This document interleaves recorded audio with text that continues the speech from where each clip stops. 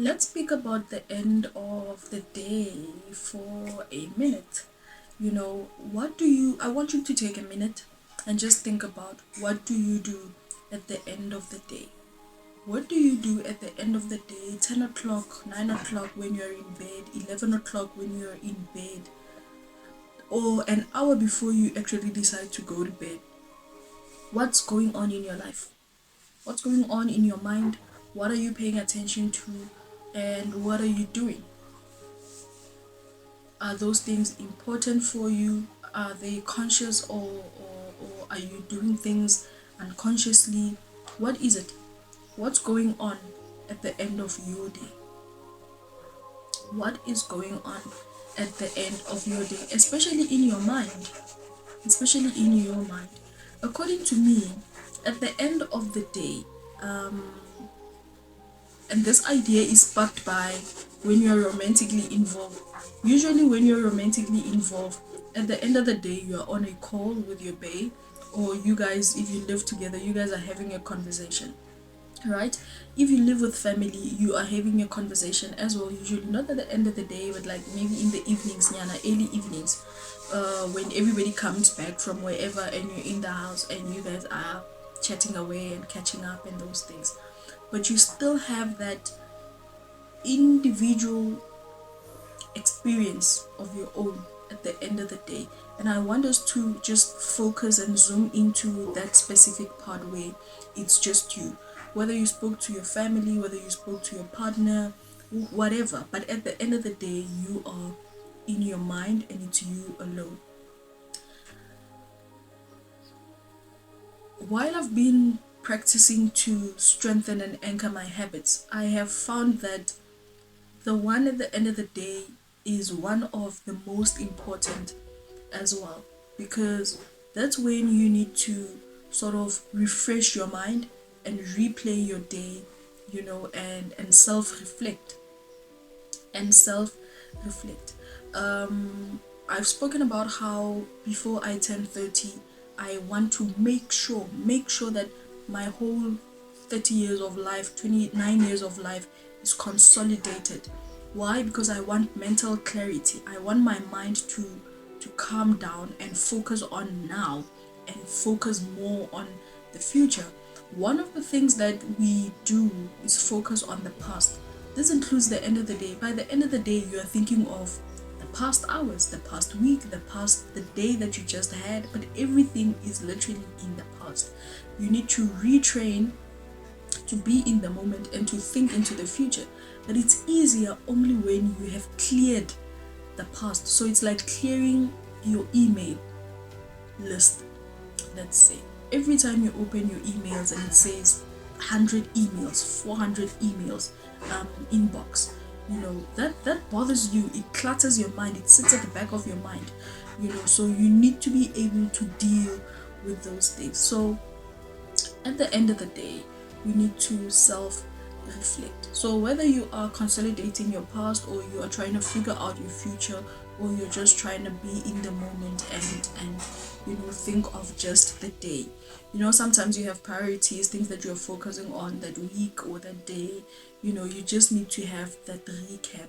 I usually say, and I strongly believe in this, that when you find yourself anxious and when you find yourself depressed, it's simply because you are overwhelmed with either the past or the future or the current. And for you to have that mental clarity and that peace of mind, especially at the end of the day,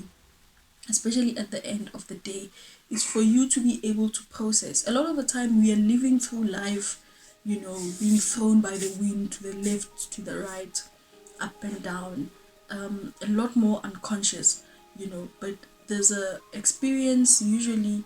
I call these experiences moments of consciousness. One of them knocks you real hard and you awake to your own life, and from that moment on, what you try to do is to pay more attention, because now you start paying more attention to the past, to your mind, to who you are, to who you have become, to the type of thinking that you have, and all of those things. You start paying more attention. And then, because you're working on a backlog, you work a lot on your past experiences, your past thinking patterns, your past aspirations, your past experiences, your past encounters, all of those things, they can become overwhelming. And so you need to deal with them page by page, experience by experience. Deal with human beings, human by human, like e tla le yona pila. So, but end of the day, at the end of the day, you need to check in with yourself. You will always need to check in with yourself, even if you have conversations with people you trust most often, which is your partner or maybe your friend. Even after the call, you need to come back to your own self and think about what just happened, your whole day, your expectations for tomorrow, all of those things. So at the end of the day, for me, and what I find to be a important ritual is to come back to self at the end of the day, because you want to make sure that you made yourself happy. You want to make sure that you used your time wisely. You want to make sure that you presented yourself well in social settings, maybe at work, maybe when you're encountering people, whatever you did that day that involves other people. You want to make sure that you presented yourself in a way that you would like to be remembered, in a way that you would like to imprint your identity into someone else's brain, and all of those things. So it can get very detailed as you become more analytical about your day, and as it becomes more easier for you to have these thinking boxes at the end of the day. But it is absolutely important, because you're trying to not lose yourself in your own thinking. You're trying to not lose yourself in the activities that you had. You're trying to not lose yourself. And this is why I will continue to preach about journaling, because I find it to be an important practice for mental clarity, for a clear vision, for an understanding of yourself, an understanding of your environment and what's going on in your system. It just helps you to pay attention and be more conscious and aware of yourself. So it's like um, cleansing. Should we say, let's say cleansing? It's like cleansing yourself somewhat. I know there are people who, when they come back from wherever, they wash, they bath, and if they don't bath, they wash their feet and they wash their hands and they wash their face. So it's either that or they bath full body completely.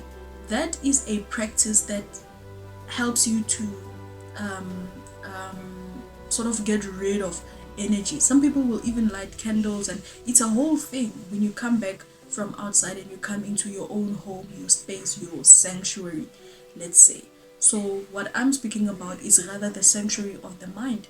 At the end of the day, you need to declutter your mind, you need to come to a sense of peace and purposefulness and ambition, because you want to sleep and have beautiful dreams, and you want to wake up with gratitude and enthusiasm and excitement for the day, without dreading the day and whatever else you're looking forward to.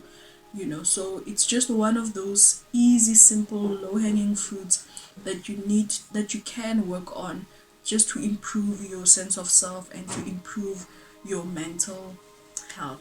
Let me know what you think about that. Let me know what you do at the end of the day.